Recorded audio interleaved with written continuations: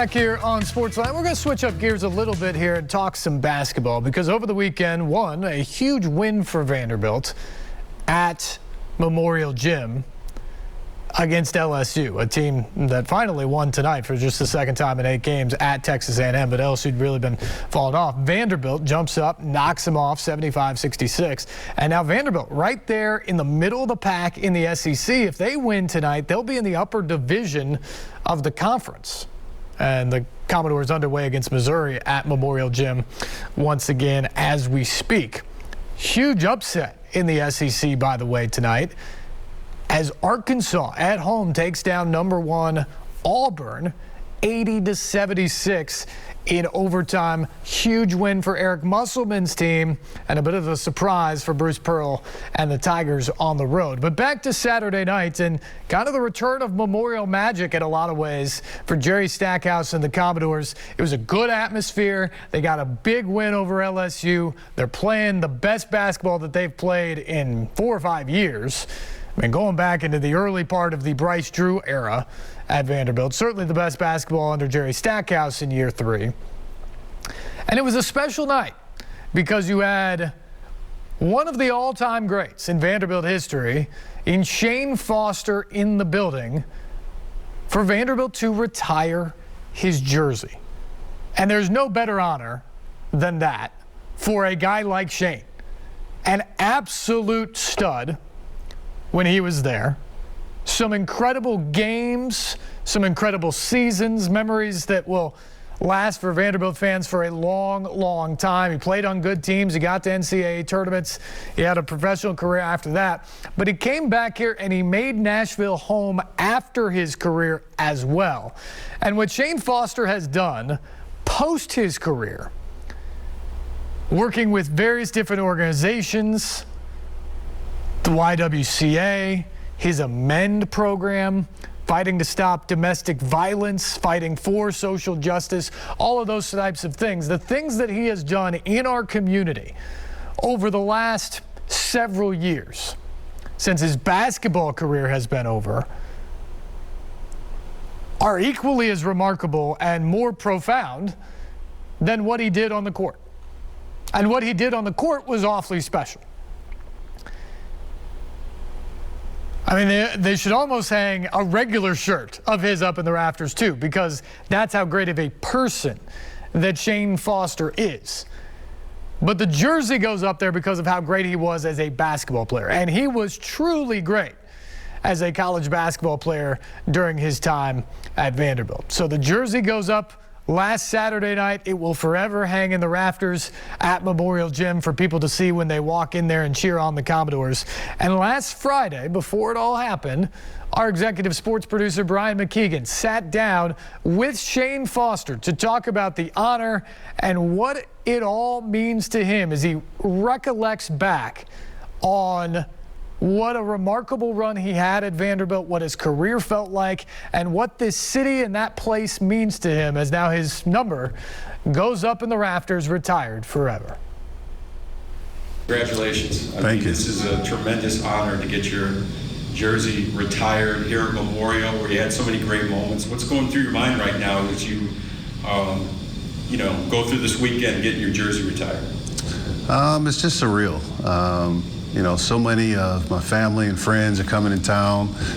It's kind of like a big family reunion. It's not often you get everybody that you love and care for in the same room like this, and to be celebrated in this way for the accomplishments and achievements both on the court and off the court. It really means a lot. It's a testament to, all the people in my circle and community that have helped me along the way. I certainly didn't get here by myself, and just grateful for the impact that we were able to make on the court, but also the relationships that have been built and cultivated over time to help make something like this possible.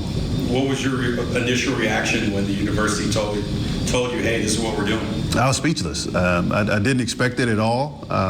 There's so many great players in the history of our program that many of them deserve, for the honor as well. But for them to do this in this way really means a lot. It means a lot to my family and my friend group. And this is something that's history, and it's happening right in the middle of Black history as well. And I think about Perry Wallace, who paved the way. Who, if he wasn't the first, there would be no Shane Foster. And so, I'm so grateful to be a part of the history and legacy of this Vanderbilt University men's basketball program, and continue to support and look forward to some amazing basketball, and for somebody else to come behind me and to see the next jersey up there as well. I love the fact that you wore 32. That was my number. I didn't accomplish nearly as much as you did, but generations from now, people are going to be able to come to this campus, to this gym, and see your name and your number up in the rafters. I mean, can you put into words what that means and the legacy you've left here at Vanderbilt? Well, what comes to mind is faith, family, character, integrity, hard work. This kind of thing doesn't happen just by happenstance. It takes a lot of intentionality, a lot of hard work, a lot of prayer, a lot of support. It was hard. It wasn't easy by any stretch, and when you're going up against the best of the best, which is SEC basketball, night in and night out, and those folks are doing all they can to stop you, and you find a way to continue to be successful, and then to do it at Vanderbilt University, where, unlike a lot of my peers, I went to class. I had to do the work. I had to take the test. I had to do well. I had to perform and excel on and off the court. And so, I think it's a testament to, a lot of the grit that it takes to do that, but also all the people who surrounded me and wrapped arms around me to make this kind of thing possible. Yeah, what made you choose Vanderbilt? You had some big-time schools after your services. Why Vanderbilt? Vanderbilt made me feel at home. I wanted to play in the SEC conference. I wanted to get away from home such that my parents would have to call first before they came. But I wanted to be close enough so that they could come out and really experience it and enjoy it with me. And I needed that support. But Vanderbilt offers the best of everything that you want as an athlete. It's in the best conference in an amazing, thriving, growing city with the top academics in the entire world. So what more do you want? And Vanderbilt, presented that to me, and it also gave me an opportunity to make a name for myself, where I wouldn't be compared to so many people coming to this university. Now there's an opportunity for other people to be compared to me. When I say to you the Mississippi State game, what comes to your mind? Best game I've ever played. I've never been able to replicate that. It's a moment in time where everything literally clicks. The stars align, if you will, to provide a somewhat end to a story that was incredible. And I also remember the fans who stayed after that game to hear my name announced for the last time as we did the senior night events, and the hugs, the pictures, the tears. When I'm sitting there crying and fans who, have only known me through basketball are crying with me, that's special. That's a moment that I'll never forget. So many athletes talk about the zone, right? You were obviously in the zone that night. Take us inside. What does that feel like? You mentioned, it's like throwing the ball in the ocean. Like that hoop is as big as anything, right? When you get into that kind of a zone, the biggest thing is to stay focused. It's so easy as an athlete to get caught up in what's happening. The fact that you've hit 5 or 6 threes in a row, you feel that this is a big night, and people start cheering the moment that you catch the ball in anticipation of you continuing to play at that level. And so for me, it was all about staying focused on the moment, staying focused on my teammates. We were there to win a game, and at the end of the day, the accolades, the points, they only matter if you win.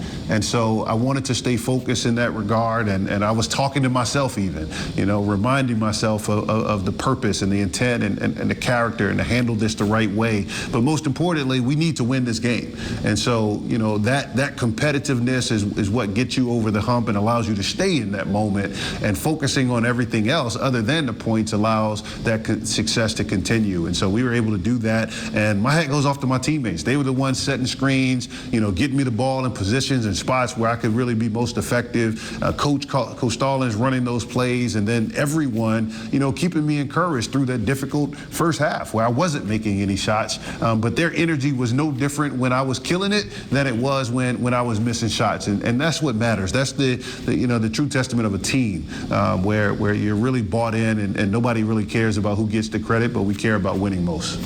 What was better, that game or knocking off Tennessee when they were number one? That's a tough one, man. Mississippi State was the best game I've ever played, but beating UT when they were number one team in the country, knowing what the history of that rivalry means for not only myself and our team, but for the Vanderbilt community, it was something special and something that people will continue to talk about for years to come. It just, you know, people talk about Memorial Magic. You experienced it on more than one occasion. What was it like to play in front of these fans in this building? Oh, when this gym is completely packed, standing room only, and it's as loud as any arena in the country. I mean, our fans are absolutely phenomenal. Our student section is incredible. You know, just the passion for Vanderbilt, for our players, and this community, right? And so, you know, when we're operating at that level from a fan base standpoint, we're really hard to guard. We're really hard to beat on our home floor, and consequently, you know, my last 2 years here, we only lost one home game. You know, and it's certainly our fans had a lot to do with that. Memorial Magic, you can't beat it. So you leave here, you get drafted by the NBA, and now your post-basketball life has been amazing. All the work that you're doing in the community with YWCA, you and I are both members of the Predators Guider Initiative for Social Justice. I mean, it means a lot to you to give back to the community and make this place better than you found it, isn't it? Well, you know, one of the things that my support system always reminds me is that you never forget where you come from. And what I know is that I've had a unique life and experience, and everybody doesn't have those same experiences. Everybody doesn't have those same opportunities. And so to the extent possible, we have a responsibility and obligation to make sure that we're giving back, that we're using our voice to advocate for those who aren't able to advocate for themselves and really make a difference. And when you talk about social justice, the whole world is in this social reckoning right now where we're realizing that there's an opportunity to right some of the wrongs of the past, but most importantly, to chart a new path going forward and to be a part of businesses and corporations across the country helping to steer that in the right direction. It's a gift, it's a privilege, but it's also a responsibility that I don't take lightly, and I'm glad to be in a position to be able to lend my expertise and experiences to help companies and people and communities be better in that regard. Final question. I know a lot of Vanderbilt fans are waiting for Memorial Magic to come back from, you know, your playing days. How do you think Stack is doing with building this program, and what do you think the future is of Vanderbilt men's basketball? I think Stackhouse is doing all the right things. He's a great coach. He's really intentional about player development. Unfortunately, he hasn't had all of his guys on the floor. And we saw the other night at Kentucky, you know, the kind of product that they can put on the floor, even in a losing effort. But if they can continue to sustain that and keep everybody healthy and to use that as a launching pad to continue to grow, I really like the direction the program is headed in.